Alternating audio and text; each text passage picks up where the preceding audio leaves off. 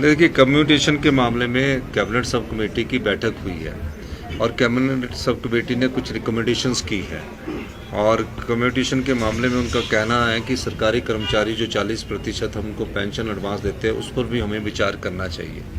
तो मेरा मानना है कि मैं खुद सरकारी कर्मचारी का बेटा हूँ, मैं भी जानता हूँ कि कम्युनिकेशन के मामले में जैसे कि आज तकरीबन 1500 कर्मचारी रिटायर हो रहे हैं, उससे पहले फैसला के लिए मेरे पास फाइल आई थी। तो मैं अभी सोचता हूं कि अभी इस पर मेरे को और विचार करने की ज़रूरत है और विचार करने के बाद फिर कैबिनेट में जाएंगे।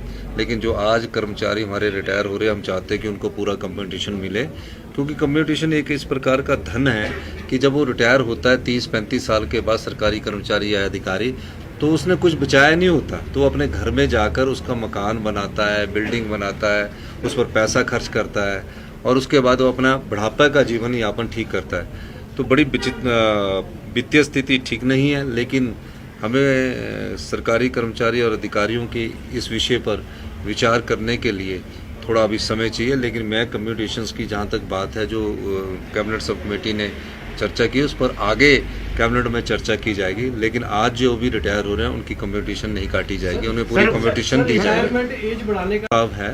लेकिन सब पर चर्चा होनी है, कैबिनेट सब कमेटी की बात है, सब प्रकार के प्रस्ताव है और निश्चित तौर पर प्रदेश कैसे आगे बढ़े, इसमें कर्मचारियों के सहयोग से ही आगे बात की जाएगी और जो भी कार्य किया जाएगा, जो भी हमारे कर्मचारी अधिकारी है, हमने तो उन्हें ओल्ड पेंशन स्कीम दी है, उनके लाभ हमने सुरक्षित भी रखने हैं। ऐसा नहीं है कि उनके लाभ सुरक्षित नहीं रखने, उनकी कम्युनिकेशंस को भी हमने सुरक्षित रखना है। लेकिन विचार विमर्श सभी कर्मचारी और पर होगा, तभी हम आगे बढ़ेंगे।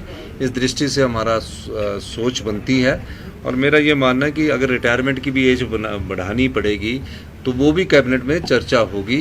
कैबिनेट में चर्चा के बाद ही हम आगे इसमें बढ़ा जा सकता है और किन परिस्थितियों में बढ़ानी आएगी उसकी पूरी प्रेजेंटेशन होगी।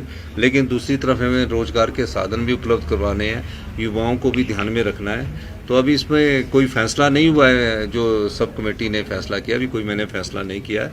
लेकिन इस प्रकार हमारे पास कैबिनेट नोट आया, हम आगे आने वाले समय में उसको और विचार करेंगे। पर किया जाएगा कि जहाँ रोजगार के अवसर भी कम ना हो और विचार करना नहीं करना है वो भी कैबिनेट ने ही फैसला करना है।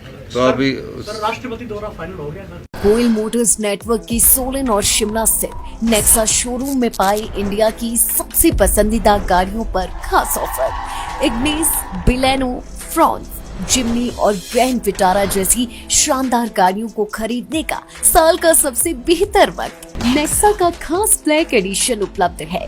सभी तरह की गाड़ियों से एक्सचेंज और अपग्रेड ऑफर भी।